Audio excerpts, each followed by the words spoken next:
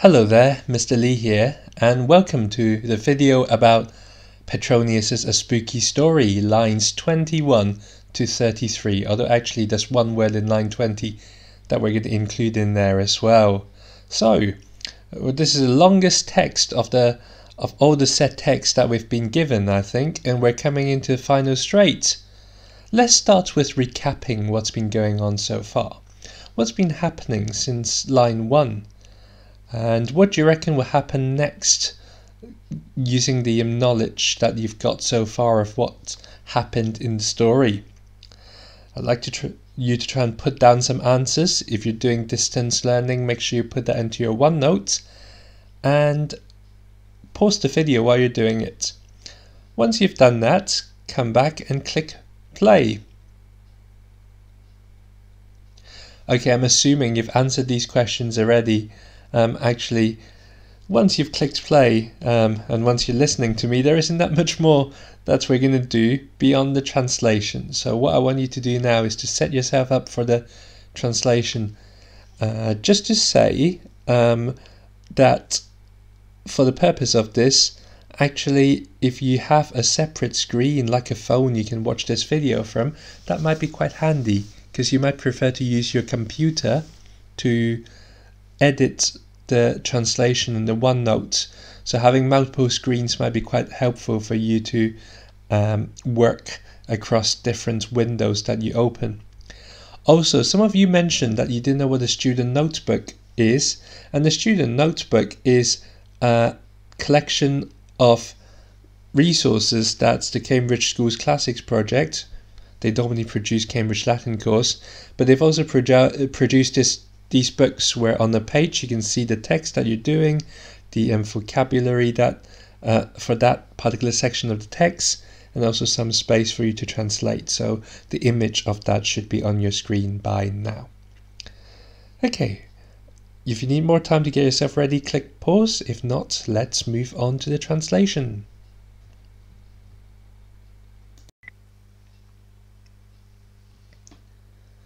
Okay, in this section we're starting in line 20. There's one single word in line 20. So I'm just going to read through the story to you from ut all the way to occidices in Latin. Maybe you'd get a clear idea of what this section is about. Maybe you recognize some words. It's really the final interesting finale of this great story. And then we'll go on to translate that. And as per usual, if you feel confident, you can try doing it yourself first using this story explorer here that you can access.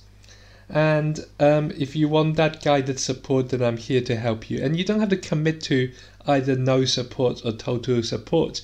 You can always change your mind partway through your work, right? Depending on how you feel. Don't spend too long on this, because for the style points you should be able to spend a good amount of time to do that as well. So we start here and we start with that word ut, and I shall just read through the Latin for you now. Ut Lara intravi paine animam ebulivi, Pseudo mihi per crura fuebat, oculi mortui, vix umquam refectusum. Melissa mea mirari coipit quod tamsero ambularem. Siante inquit venises sautem nos audio vises. Lupus enim vilam intravit, et omnia pecora oppugnavit, tamquam nanius sanguinem illis misit. Nec tamen derisit, etiam si fugit. Servus enim noster nancea collum eus traecit. Haec aut audivi operire oculos amplius non potui, sed luce clara domum fugi, et postquam veni in illum locum in quo lapidea vestimenta erant facta, nihil in veni nisi sanguinem. Ut vero domum veni jacebat miles meas in lecto, tamquam bos, et collum eus medicus curabat. Intellexi illum versipilem esse, nec postea cum illo panem gustare potui, non sis me occidiseis. Okay, so that's a section in Latin. Let's go through it now and see what it means in English. As I say, if you want to try a little bit yourself first and then come back to the video to confirm whether you've got it right or not, that's fine. Or you can just follow me as we go along now. As usual, I'll try and pause at certain points so you can try and answer my question by pausing this video. So it's not just you copying down what I've said, but it gives you a bit of intellectual challenge and a bit of thinking as well, which will help you in the long term of your learning. And of course, when you revise, you can always use this to help you as well. You can always use this video to help you revise, because I can ask you the same questions and I can pause at the same place, and hopefully you'll be more confident in answering that question because you know the text better. So we start with ut here, and then there's a list of things up to refectus sum. So I can just go through each one as I go. So the commas will be our break. So we start with ut Lara intravi. By the way, if you have enough screens, actually, this would help you because you can see what each individual word means as well. Ut Lara intravi, right? So, depending on which thing you use. Ut means, oh yeah, give you some time. Okay, when you're ready. Ut means as, Lara, ghost, intravi, enter. Now the word order is quite different from Latin to English here. We'll actually start with intravi, which means I entered. Now if you're starting this piece of translation at this point, you might not know what he's entering. He's kind of hurried to his friend, his girlfriend's house after the incident earlier on where his companion has turned into some sort of wolf and fled. So he pretty much ran to his girlfriend's house, and this is what he entered. He entered her house, although here it just says I entered. Ut, just like Lara, just like a ghost. And then you've got a list of things, and I'm almost tempted in English to use colon here. That tells you why he entered just like a ghost. How do we know? And first we start with paine animam ebulivi. Okay, paine means, and this one it will really help you if you do know, almost, animam, spirit or soul. You remember when the soul almost left his nose earlier on? Yep. Ebulivi, poured out. Okay, now you're going to be tempted to say the soul poured out, but look, it ends in M. Can't be doing anything. Ebulivi, it's got this ending again. So I, and it's past tense, I poured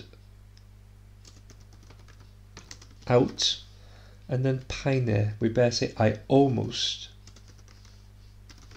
poured out my spirit. Actually, yes, spirit is better than soul here for animam perhaps. Okay. Next, Pseudo mihi precrura fluebat. Okay, pseudo means sweat, mihi. In this case, it's dative, but actually, my sweat is what he's probably going for. Per means through or down. If it's a preposition, as it says here, we may as well take the next word with it. Percrura, down my leg, I suppose, because Niceros is talking about himself. So, my sweat down my leg. Flow. My sweat, my sweat, yeah, was pouring down my crua, legs. Is it plural? Crua. It's plural, yeah. Neuter plural. Down my legs. Okay. One more thing that's happening. Oculi mortui. Okay, oculi means eyes, plural, and then mortui. It's an irregular verb, so just trust me on this one. Died. My eyes almost died. I suppose maybe he almost went blind. Sometimes when people are in a panic, they can go blind. And then what we've got, the next 4 words is vix umquam refectus sum. Okay, vix means barely, hardly, umquam, ever, and then refectus sum, recover. This is past tense, so I barely ever recovered. Ever is probably not the best translation here. Maybe I barely managed, or I barely recovered even after a long time, that sort of thing. Right, next sentence. Melissa mea mirari coipit quod tam sero ambularem. Okay, we start with Melissa, which is a name, and then mea. He's referring to her as my Melissa. Okay, mirari coipit. This is an infinitive. To wonder. And then coipit, began. Now, I'm going to just deal with these 4 words first. Melissa. Oh, sorry. My Melissa began to wonder. Now, and the next bit is what she wonders. Is an indirect question. So, like, I wonder what you were doing. Like, the what you are doing is the question that I'm wondering. Here, my Melissa began to wonder, and she began to wonder a question. She began to wonder quod. Because. Maybe, in a way you can reflect that as why, but let's stick with because here. Tam sero ambularem. Tam means so, sero, late, ambularem, I walked, because I was, I mean here walking, but really what she means is she was wondering why I was arriving, like, I was traveling, right? Why I was traveling or walking so late. And she said, I may as well do that now, inquit actually. She said what she wondered, and she said the following: Si ante veniseis sautem nos adiuviseis. So si, which means if. Ante, here it means before, but like beforehand or earlier. Venises comes from when it, come, so pluperfect subjunctive is pluperfect because it's if. That's why it's pluperfect. If you had, well, when this says means come, but if you had arrived, it's probably better. Earlier, comma, sautem nos audivises. Sautem, at least, nos, us. It can mean we, but it's us, because audivises means you had help, and the es ending, the a's ending, is you singular ending. So we can't be doing anything, right? So if you had arrived earlier, at least you could have helped us. Okay. Why? What happened, I hear you ask? Lupus enim vilam intravit et omnia pecora opunctavit. Okay, so lupus is a wolf, Enim means similar meaning to quod enim. It means because or for. Wilam, house or a country house, and then intrawit, entered. Now the wolf is doing here something here. So for the wolf entered the house. And you notice I didn't wait till the end of the translation before I typed that down, because the word et and is quite handy to break down the sentence a little. So what did he do? He omnia all pecora flock. All the flock or all the sheep. Because the word sheep is plural, isn't it? It's the same in singular as in plural. Apugnawit, attack. Now, the flock are not attacking because the ending here is singular apugnawit, and also because, well, the wolf is more likely to attack. Alright?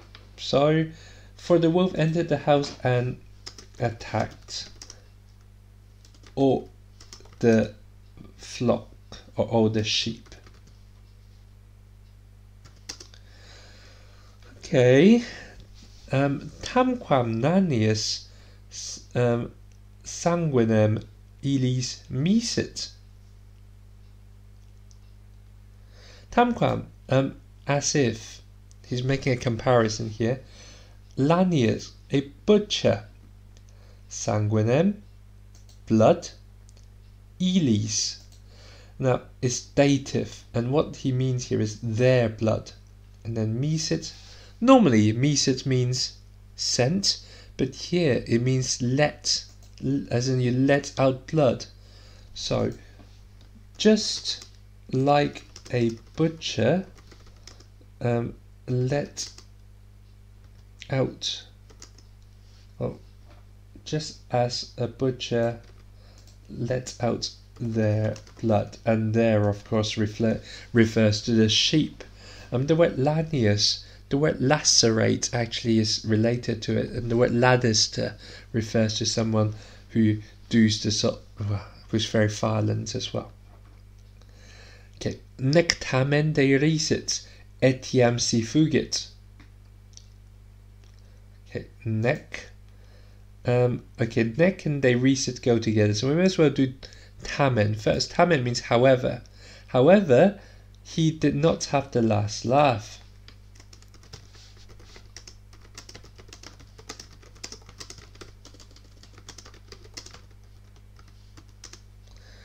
Etiam si fugit. Etiam, even. Si, if.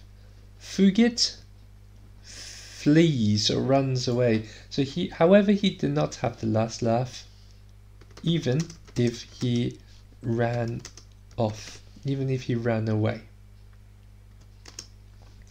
Servus enim noster lanceia colum eus triacit.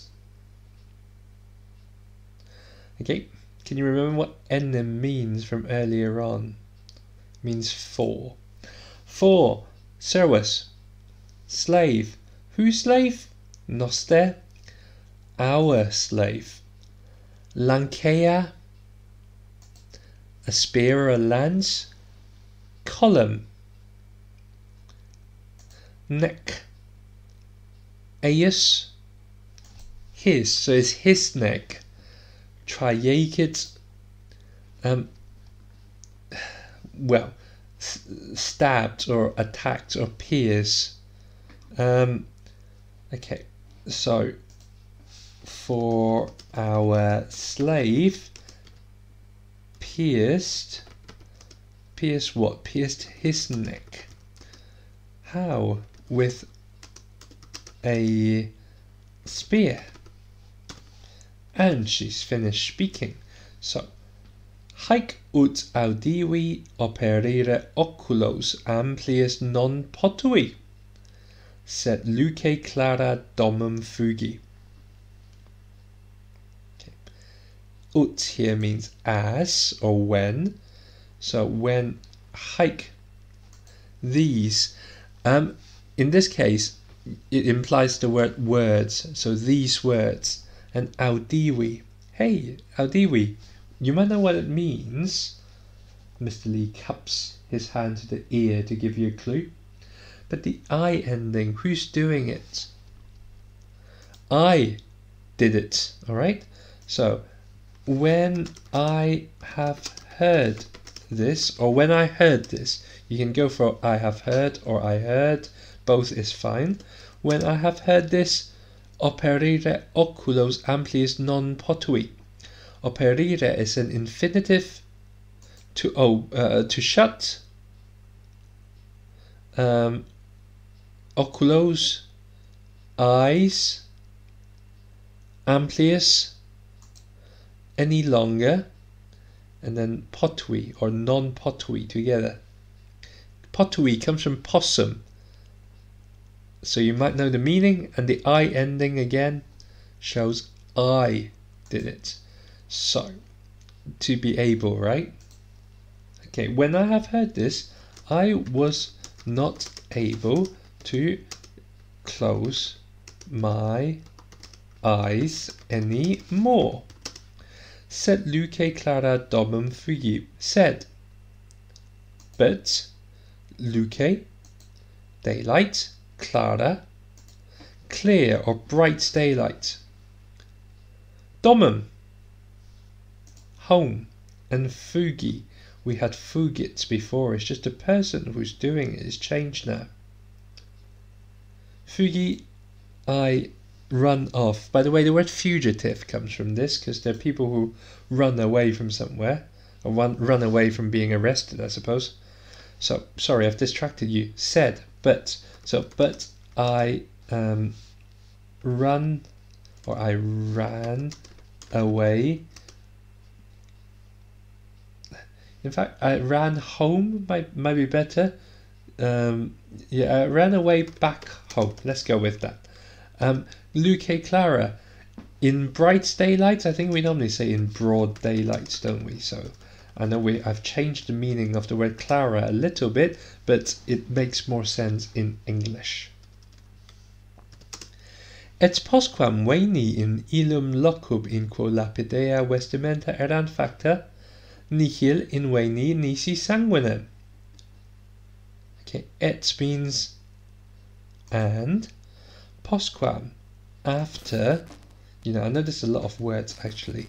Let me just type some of these down, because I know you might be doing that as you go along. And after veni, again, this got this I ending because I did it. After I came in illum, that, locum, place. So, and after I came to that place, or into that place, after I came to that place. Okay, tell me more about the place, I hear you say. So, in quo, let's take them together. In which lapidea vestimenta, in which the made of stone clothes, the clothes made of stones,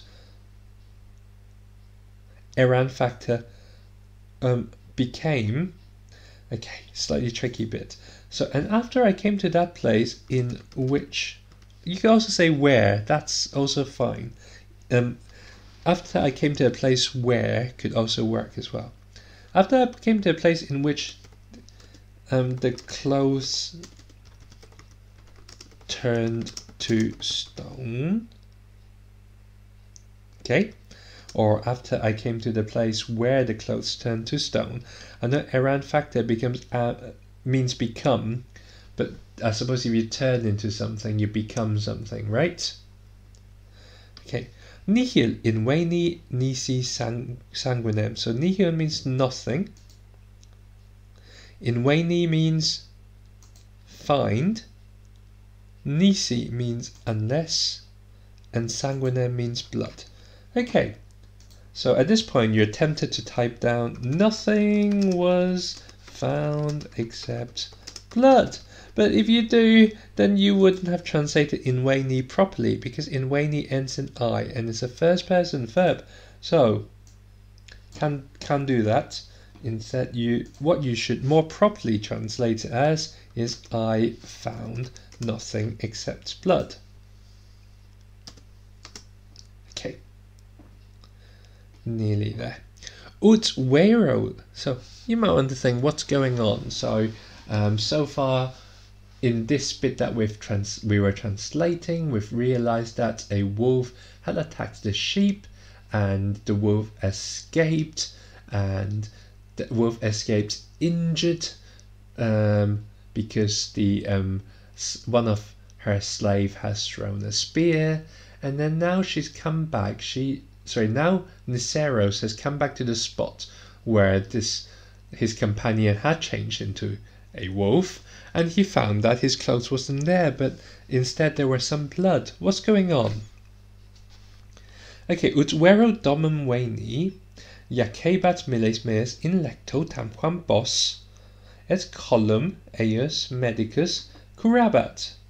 So, ut, again, same meaning as the ut here. Can you remember? When vero, really, or in fact, domum, we've had that earlier here, haven't we? Home, think of words like domestic. Veni, had that a few times.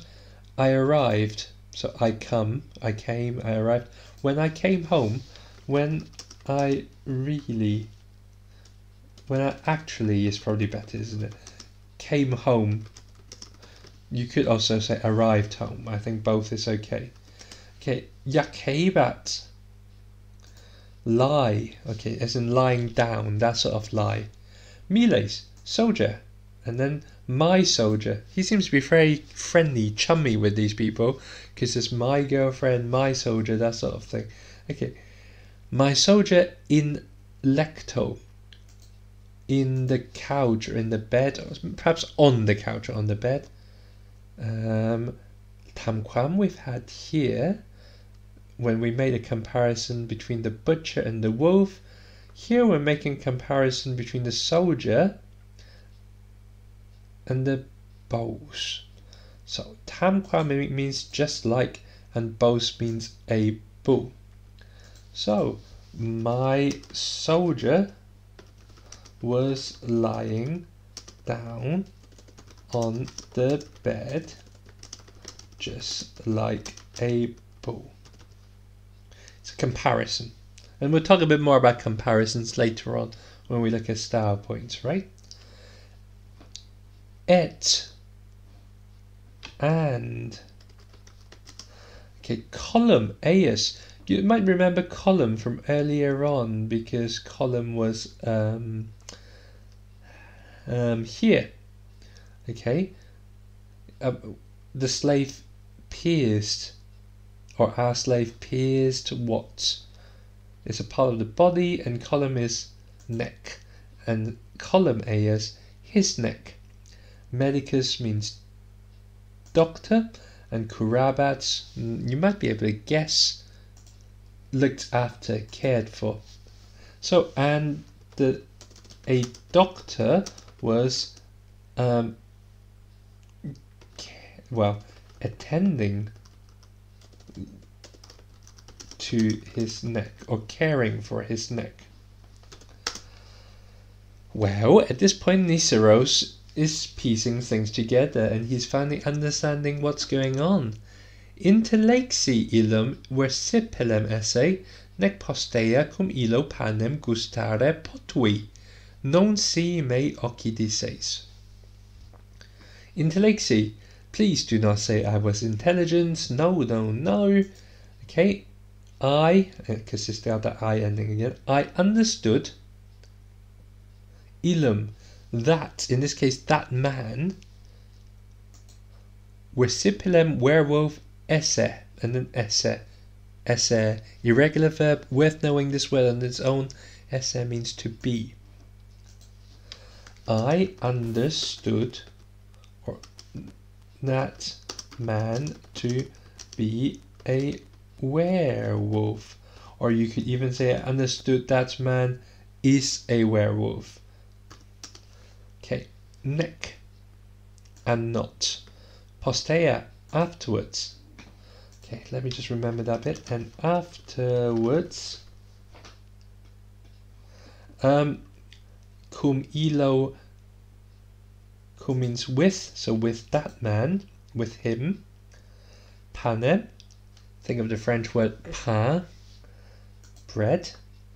Gustare, to taste. And then potui. We've had the word potui here about shutting his eyes. Potui, I could, I was able. But of course nec means and not. So I could not, I was not able. And afterwards I was not able, gustare, this word, to taste bread, cum illo, with that man. I think taste bread might be an expression. It might just mean like share bread, like gather, be in a meal with someone, that sort of thing. Okay, and afterwards I was not able to taste bread with that man. Non si me occides, not known, and then see again. If me means what it says in there, it means me, and then occidises. I think we had that earlier, didn't we? We had audivisses. It's a very similar ending, because who's doing it? You, the person who he's telling the story to, right? So occidises means you kill. So what he means is, I was not if you had killed me. Which is a random thing to say. You might think, what does it mean? But the whole point is that it's meant to be colloquial. Not if you had killed me, not over my dead body. Oh, sorry, only over my dead body, something like that. It's a sort of saying. So I'm not gonna be sharing a bread with him. Not even if you had killed me. Right? It's meant to be drastic. Don't take it literally, right? Because if you translated that and go, well, I've translated it, but it doesn't make sense. No, not with the exact translation, but you can even make a note in your translation. It kind of means something like, and not over my dead body, not if you had killed me, not even if I had died would I be sharing a space with that man again, that man who just suddenly turned into a werewolf in front of my eyes. And there you have the translation. Should we just read it through one more time? We start with ut in line 20, didn't we?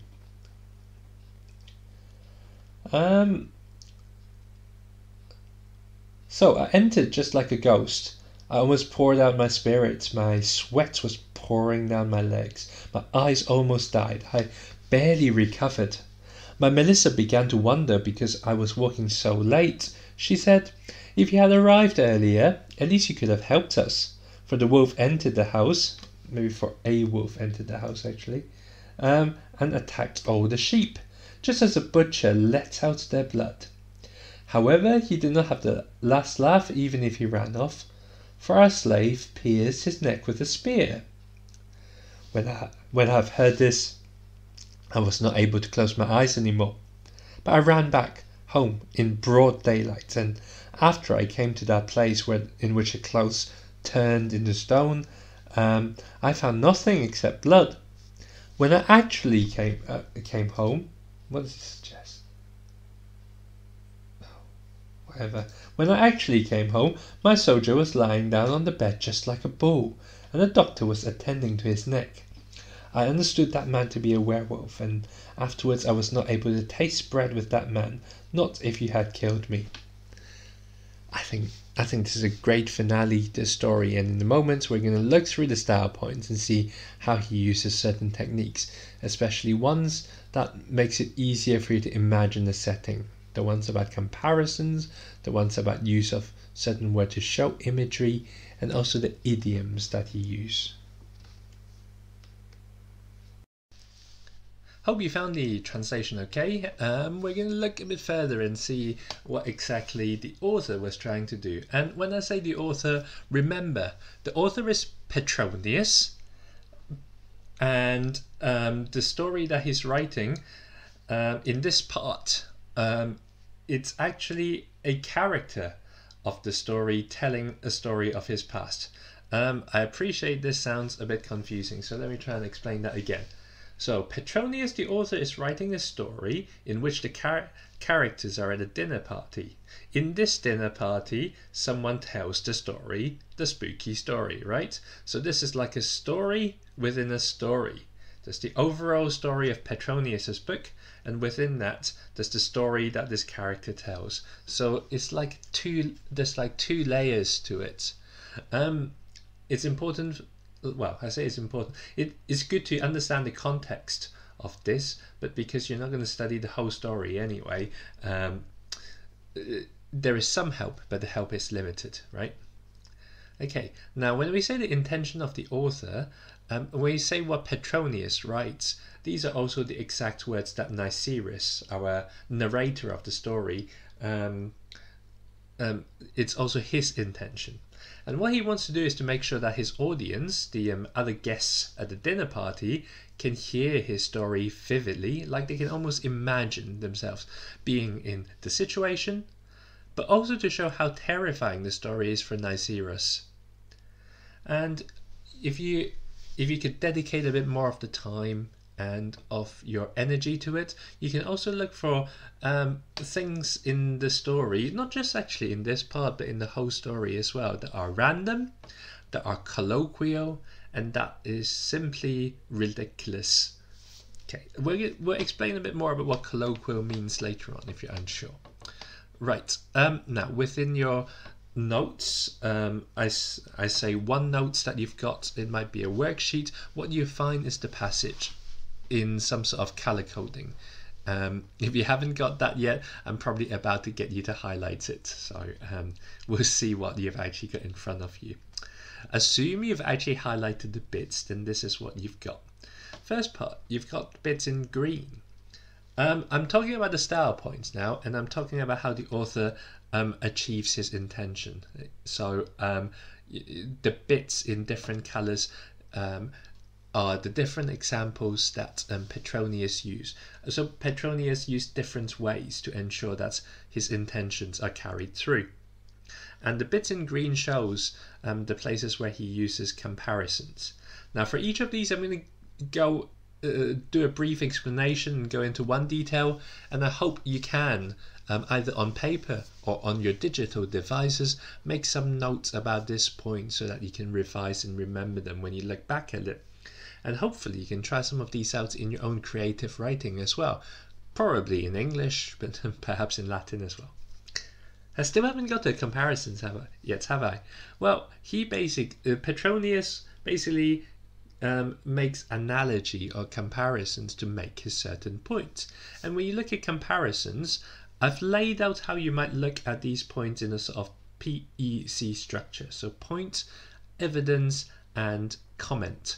So obviously your point is that Petronius uses comparisons in line whatever, okay, and then what you might want to think about is what is the comparison, like what if X is being compared to Y, what is X and what is Y? And if a comparison is being made, what's the point of it? Like if someone is not just going to compare X to Y without necessarily trying to make a point, and certainly not in literature like this. I think the best way to explain it is to look at the example on lines 20 to 21, ut Lara intravi. Now at this point, if you want to click away from the YouTube and look at the text, that's absolutely fine as well. Ut Lara intravi means like a ghost I entered. Ut like Lara, ghost, and intravi I entered. Like a ghost I entered. Now, right, so firstly, you would say Petronius in lines 20 to 21 uses a comparison, okay? And so your evidence is this quote, ut Lara intravi. Let's work out what X and Y is. So I, in this case Niceris, is being compared to ghost, okay? So Niceris is being compared to a ghost. That's your evidence, I guess. Well, why? What's the point he's trying to make? Well, I suppose if he's a bit like a ghost in a rather pale way, he must be quite scared. Like, you know, he hasn't quite he hasn't quite got himself back together yet. He's sort of fled in fear. Because the bit before was the bit where he kind of realizes that his soldier friend is not quite what he expected him to be. In that full moon, he's kind of transformed and ran off to do something else. Alright, so what you might say to make this point is, in lines 20 to 21, Petronius makes a comparison, that's your point, by comparing Niceris to a spirit or a ghost, quote, ut Lara intravi, unquote. That's your evidence. He does that to exaggerate or to show the fact that Niceris is really quite scared. A ghost is often seen as a rather pale character without his body, and it could rather suggest that by the time he arrived at his girlfriend's house, he hasn't quite gathered himself all together. Got that so far? Actually, if you put that much detail in, you probably did more than you need to get the marks. But I suppose if you've got time, and that's the key thing, if you've got time, that's not a problem. Right, let's move on from the comparisons part. And you can see later on how exactly Petronius shows that Niceris hasn't exactly gathered all of himself by the time he's arrived at his girlfriend's place. Yeah. Okay, we're going to move on to idioms and or colloquialism. Now, let's just understand what an idiom is. An idiom is a group of words which have a different meaning when used together from the one they would have if you took the meaning of each word separately. A popular saying might be simply, it's raining cats and dogs. Okay, I don't think it actually means that cats and dogs are being rained down, but the point you're making there is that it's simply the rain is quite heavy. I don't know where the saying comes from, but when people say that, you can immediately make the connection, right? So yeah, as I've said last time, I'm not very good at thinking lots of example, but yeah, you could almost argue that I've lost the plot. And of course, losing the plot is kind of a bit like a saying in this sense as well. It's not necessarily saying that I've got a plot to lose, unless you're talking about scripts perhaps, but more generally it has an additional meaning of not quite being able to think what you're doing as well. Colloquialism is quite simple. When you speak to a teacher or when you speak to someone who you respect a lot, you would probably use more formal language. But when you speak to someone who you're familiar with, then you would use something that's more informal. And that's what colloquialism is. And to understand that, you definitely need to make a distinction between how you would speak to someone who you respect, as opposed to someone who, maybe it's not that you don't respect them, but you feel you're familiar with them and can get on with them more without doing all the politeness nonsense. Right, the bits that are idioms and colloquial are in cyan. Now, when you look for these points, try and work out the following. So we're looking at PEC there.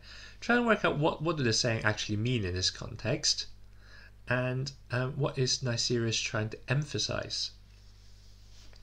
Now, to give you an example, in line 33, he says, "Non si me occidices," not even if you were to kill me. Okay, not.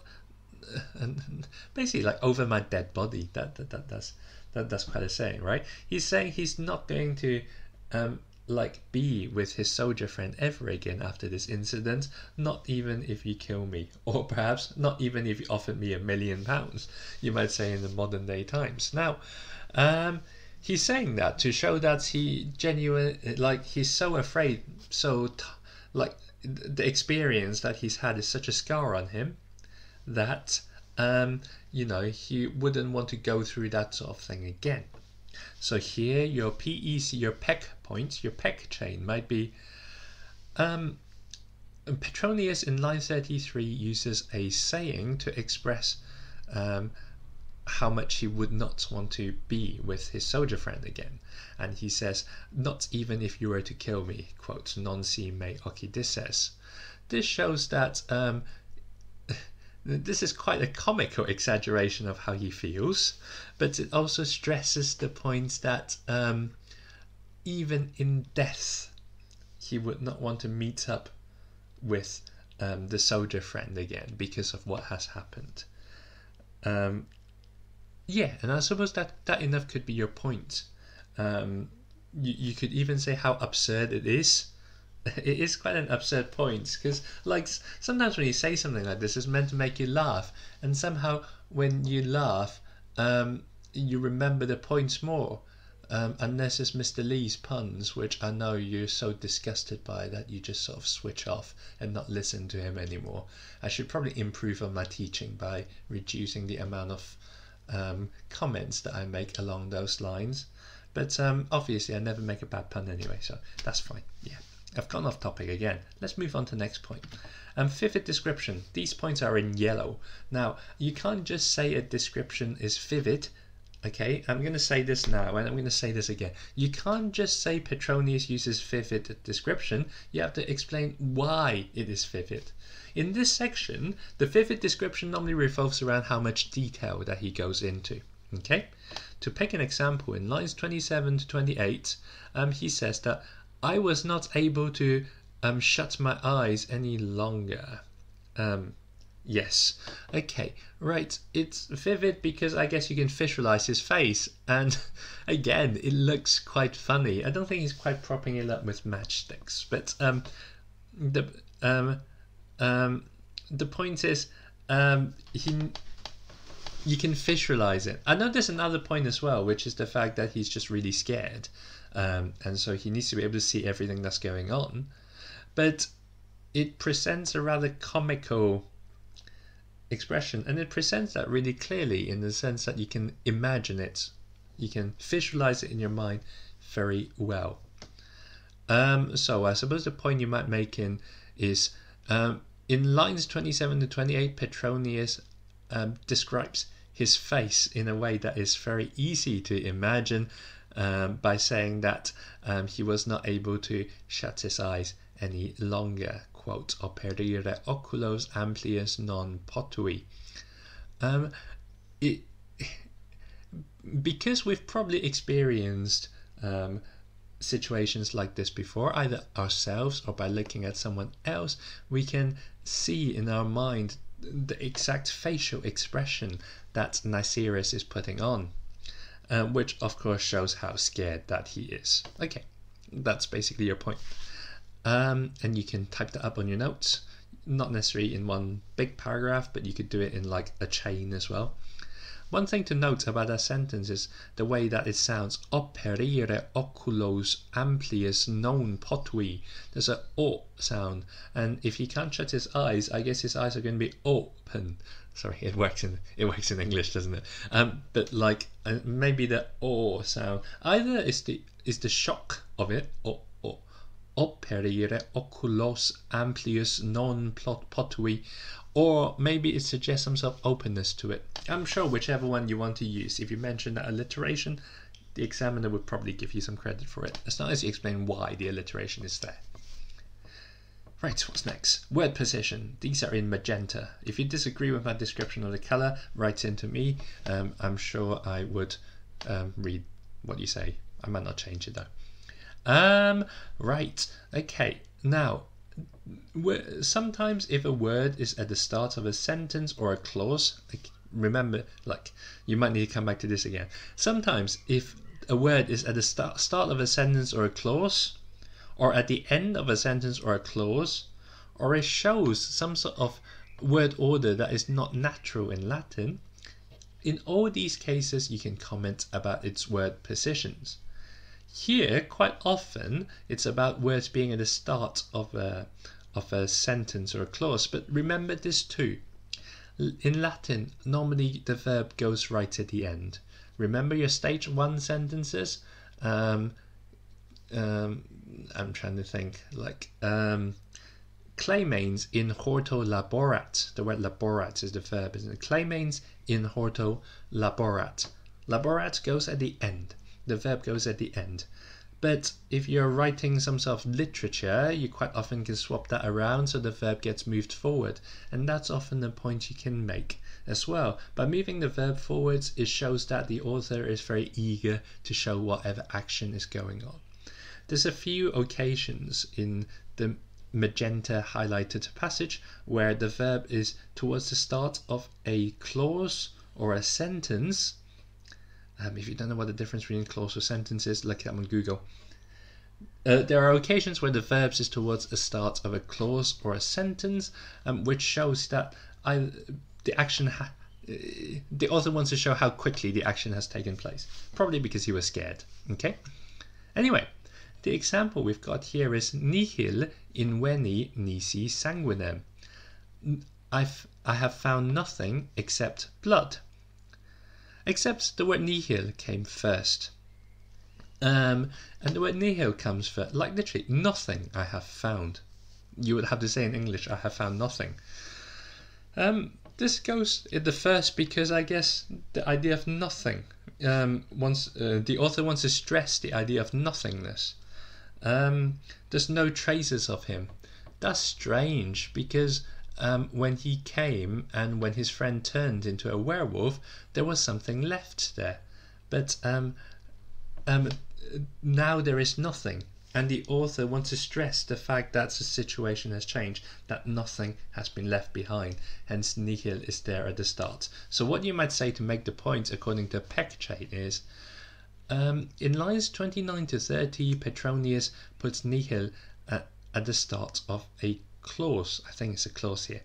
The word nihil means nothing, and Petronius wants to emphasize that nothing has been found by Niceras, because Niceras might have expected something to be there. When he left the point, there were still objects left by the werewolf at this point. So it expresses surprise. Okay, that's the point that you can make. Notice the alliteration here in this point as well. Nihil inveni nisi sanguinem. I don't know if that n sound express some sort of doubt. Remember, never just say there's a repetition of sound. Always make sure you explain why, like what's the point is trying to make. Is that it? Is that all of it? Is there one more? Ah, yeah, it is all of it. So here is the key for all the highlighting that I've done in this section. And of course, I can talk through each one with you, but I do want you to have a go. And at some point I'm sure I can provide you with some sort of answer sheet so you can check whether you've got the same points as me. And remember, if you don't, if you've expressed it in a different way, it may well be that I've got something to learn from you. Also, can you spot any assonance of O and any alliteration of M, and as we've just expressed, N as well? And what sort of points are they trying to make? Now I envisage that at this point you might have to pause the video and do a bit of work on whatever forms of paper or screen or keyboard that you've got. So if that is the case, do make sure you pause. And if you have any questions, you can always ask me by sending me a chat message on Teams or also emailing me. Alright? So pause if you need to. Okay, I'm assuming that you've had some time to go through it all. So just want to leave with, oh yeah, there are some content questions as well.